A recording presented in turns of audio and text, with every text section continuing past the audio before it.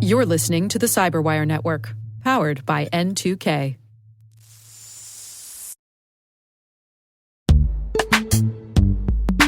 And now, a message from our sponsor, Zscaler, the leader in cloud security.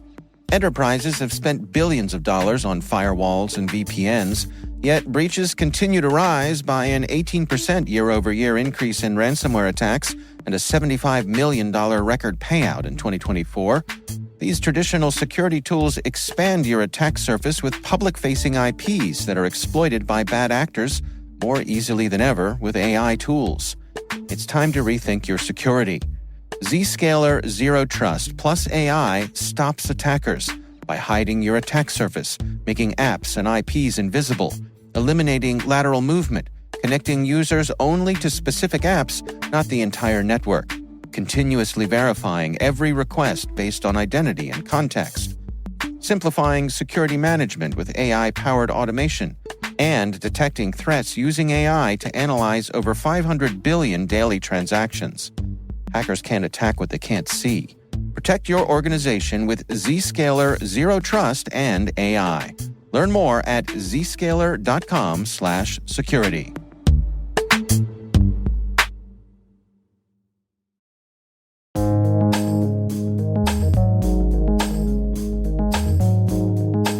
The word is digital transformation.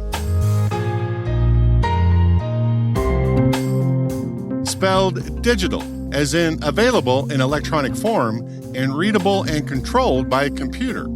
And transformation, as in a change in form, appearance, nature, or character.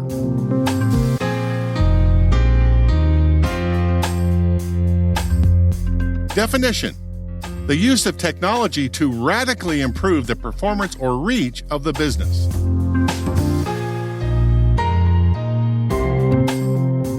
Example sentence: the pressure to cut expenses, minimize risk, and keep up with the demands of evolving customers requires companies to adopt a holistic approach to leveraging digital transformation.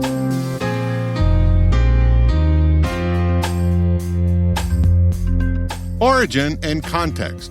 According to Daniel Shalmo, Christopher Williams, and Luke Boardman in their paper, Digital Transformation of Business Models, they highlight that back in the 90s, even though purchases were still primarily made inside brick-and-mortar stores, often with cash, mass media advertising started tapping into smart devices and social media platforms as methods customers use to communicate with businesses. Businesses started to see that they were now able to communicate digitally with their customers on an individual basis and often in real time. By August 2004, when Larry Page and Sergey Brin took Google public, they also made an internal game-changing decision about how to manage their growing digital infrastructure. Instead of handing the task off to the traditional network management and IT management teams, they gave the task to the development team and essentially invented the idea of infrastructure as code 6 years before we had a name for it. By 2010, some startups realized that they could gain a competitive edge by deploying their products through this model. They would combine the development and operational functions into one DevOps process using code as the glue. By doing this, they became more agile in their ability to respond to customer needs compared to their larger competitors who still kept development and operations separate. These old brick-and-mortar companies might take 2 years to deploy new functionality to their website even. The digitally transformed startups were bragging about 10 new deployments a day.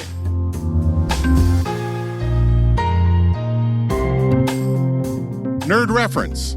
Back in 2009, 2 Flickr employees, John Alspaugh, Senior Vice President of Technical Operations, and Paul Hammond, Director of Engineering, gave a now famous presentation at the Velocity 2009 conference titled 10 Plus Deploys Per Day, Dev and Ops Cooperation at Flickr, leading to the concept of a new role combining developers and operations. In other words, DevOps.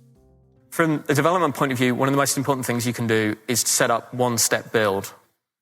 And what we mean by that is everything you need to do to take the code that is currently in your source control system in SVN and turn that into a set of files that can be copied onto a production server and run the site. The screenshot that I'm showing on the screen right now is part of Flickr's internal development admin interface. This is the build and stage button. The button at the very bottom of the screen, the one that says perform staging, you click that button, it performs an SVN checkout. It does all of the translations, it compiles all the templates. Anywhere where we have compilation that we do for optimization, it does all of that, and then it copies that code onto a staging server so that we can test it. Automatically. Automatically. Which means that you don't have people running this command and then you run this command. As it turns out, computers are really good at running commands the same time and the same order over and over again. Once you've got that one-step build, the next thing you need is a one-step deploy. This is Flickr's internal admin tool for deploying. We have a button, it says, I'm feeling lucky, and you push that, and it pushes the code out to the site. And the same principles apply here. By making it one button, it means that there's very, very little room for error. It means that you're doing your builds and you're doing your deploys in a consistent environment. It means that there's no manual steps that might go wrong. This is the way we do things, but you see this as a trend. Continuous deployment and continuous integration is starting to show up in a lot of operational tools and even vendors selling things and open source projects as well. So it's just a good idea.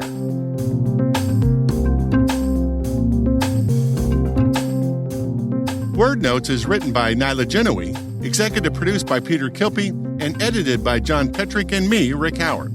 The mix, sound design, and original music have all been crafted by the ridiculously talented Elliot Peltzman.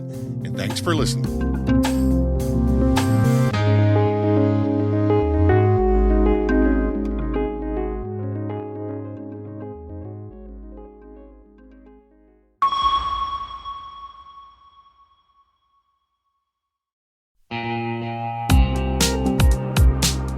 Cyber threats are evolving every second, and staying ahead is more than just a challenge, it's a necessity.